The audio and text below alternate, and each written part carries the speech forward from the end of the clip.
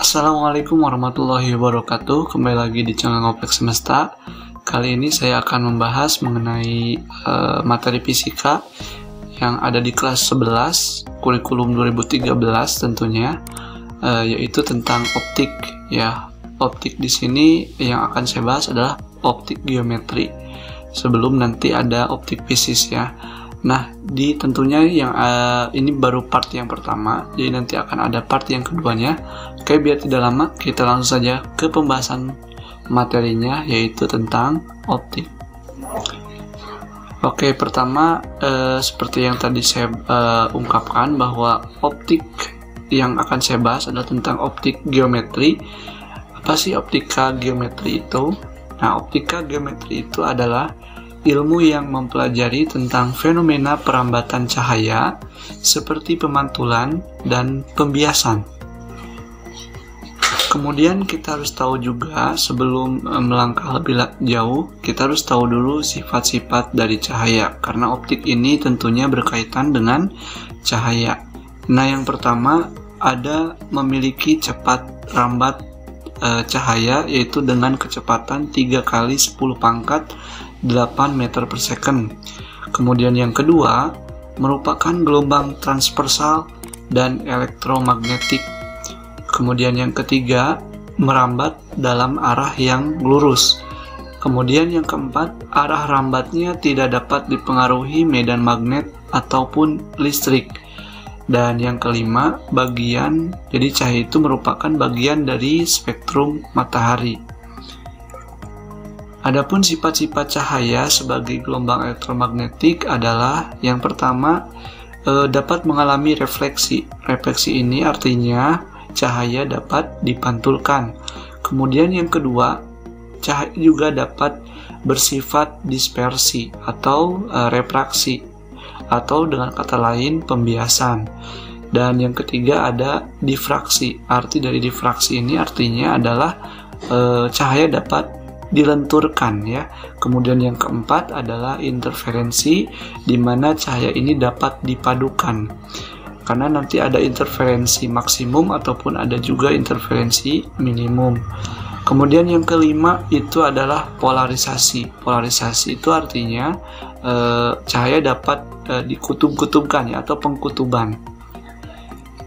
Nah, cahaya juga terdiri dari dua. Pertama ada bayang-bayang atau biasa disebut dengan shadow, dan yang kedua adalah bayangan atau biasa disebut dengan image. Nah, bayang-bayang ini adalah daerah gelap di sekitar benda. Jadi yang disebut dengan bayang-bayang di sini adalah daerah yang gelap di sekitar benda. Nah, daerah yang gelap di sekitar benda ini dibagi lagi jadi dua. Nah, yang pertama itu adalah umbra dan yang kedua adalah penumbra. Nah, biasa kita kenal istilah umbra dan penumbra ini ada di gerhana bulan atau gerhana matahari. Nah, biasanya kan ada istilah ada umbra dan juga penumbra. Nah, umbra itu adalah bagian yang tidak mendapat cahaya sama sekali, artinya gelap ya, sisi gelapnya. Dan yang penumbra itu masih ada cahaya, tapi cahayanya itu dikit ya, sedikit sekali. Jadi sekali lagi, kalau umbra tidak mendapat cahaya sama sekali, kalau yang penumbra ini masih ada cahaya yang masuk, yaitu tapi nggak terlalu banyak ya, artinya cahaya yang masuknya adalah sedikit. Kemudian kalau bayangan adalah daerah terang yang berupa sinar pantul atau sinar bias. Nah, kemudian ada pemantulan cahaya. Nah, pemantulan cahaya atau biasa disebut dengan refleksi adalah peristiwa perubahan arah rambat cahaya akibat menumbuk medium tertentu. Jadi pemantulan cahaya ini pemantulan cahaya pada bidang datar terdiri dari, jadi yang pertama kita bahas sekarang adalah pemantulan cahaya pada bidang datar. Nanti ada juga pemantulan cahaya pada cermin cermin cekung dan juga cermin cembung. Nah, untuk sekarang kita bahas dulu yang pada bidang datar. Nah, pemantulan cahaya pada bidang datar ini terdiri dari pemantulan bias pemantulan baur atau biasa disebut dengan difus. Jadi pemantulan ini terjadi pada bidang yang kasar ya, dan tidak, atau intensitas cahayanya itu sedikit ya, tidak membutuhkan intensitas cahaya yang terlalu banyak. Sedangkan yang kedua adalah pemantulan baur terjadi pada permukaan yang rata dan licin. Jadi kalau tadi pemantulan baur itu biasanya terjadi pada bidang yang tidak datar ya, atau tidak rata dan kasar biasanya. Nah, kemudian kalau yang tadi juga intensitas cahaya yang dibutuhkannya sedikit berkurang atau kurang ya, atau sedikit banget. Dan kalau pemantulan teratur ini terjadi pada permukaan yang rata dan licin dan intensitas cahayanya itu tinggi. Nah, seperti ini pemantulan baur ini. Jadi tadi kan permukaannya kasar atau ya seperti bergelombang gitu. Nah, ini bayangan yang dibentuk atau proses pemantulan yang dibentuk. Nah, sedangkan yang ini adalah pemantulan teratur. Pemantulan teratur itu terjadi pada permukaan yang rata. Nah, jadi bisa dilihat permukaannya rata dan licin. Intensitas cahayanya tinggi ya. Kemudian kita lanjutkan. Nah, di sini ada hukum pemantulan cahaya ya. Di sini sudah terlihat sangat jelas sekali. Mungkin teman-teman semua sudah tahu ketika SMP bahwa ada istilah hukum pemantulan cahaya atau biasa disebut dengan hukum Snellius ya. Nah, pertama ini sinar datang, kemudian garis normal dan sinar pantul terletak pada satu bidang datar. Kemudian yang kedua, ini yang paling terkenalnya, bahwa sudut datang cahaya itu sama dengan sudut pantulnya. Jadi ketika sinar datang, sudut yang terbentuk itu akan sama dengan sudut yang terbentuk pada sinar yang dipantulkan gitu. Nah, pemantulan pada cermin datar. Nah, cermin datar ini adalah cermin dengan benda yang dipantulkannya itu pada bidang datar ya. Nah, sifat-sifat cermin datar ini yang pertama ada jarak benda itu sama dengan jarak bayangan. Jadi jarak pada benda dengan jarak bayangan ya itu sama besarnya. Kemudian yang kedua, bayangannya itu bersifat maya.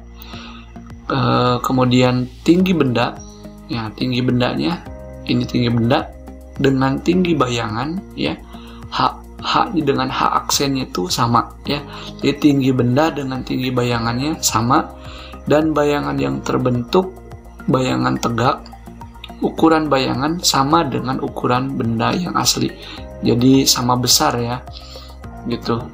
Nah, apabila terdapat dua cermin datar yang diapit membentuk sudut, jadi kalau misalkan ada ini misal ya. Ini misalkan ada cermin, kemudian cerminnya ini terdapat di dua dan membentuk sebuah sudut, akan terbentuk lebih dari satu bayangan. Jumlah bayangan yang dapat terbentuk ini kita gunakan rumus bahwa N sama dengan 360 per sudut yang diapit dikurangi dengan X, di mana nilai N ini adalah banyaknya bayangan. Kemudian kalau alpha itu adalah sudut yang diapitnya berapa. Jadi contoh misalkan sudut yang terbentuknya misalkan 60 derajat ya, berarti nanti 360 derajat dibagi dengan 60 gitu ya. Kemudian X ini bernilai 1 ketika jika hasil bagi antara 360 dibagi dengan sudut apitnya itu menghasilkan angka yang genap. Kalau X itu bernilai 0 ketika hasil yang antara 360 dibagi dengan nilai alfanya itu bernilai ganjil. Nah, apabila seseorang ingin bercermin sehingga seluruh bagian tubuhnya terlihat, maka tinggi cermin ini minimal adalah untuk menghitung tinggi cerminnya kita gunakan persamaan setengah dikali dengan tinggi bendanya. Jadi contoh misalkan kalau tinggi bendanya 120 cm ya berarti setengah dari 120 cm gitu ya. Maka akan terlihat hak cerminnya atau tinggi cerminnya. Itu dulu yang bisa saya sampaikan, mudah-mudahan bermanfaat. Nanti akan saya sambungkan dengan part yang kedua ya. Terima kasih sekali lagi, semoga bermanfaat. Jangan lupa klik tombol subscribe, dan assalamualaikum warahmatullahi wabarakatuh.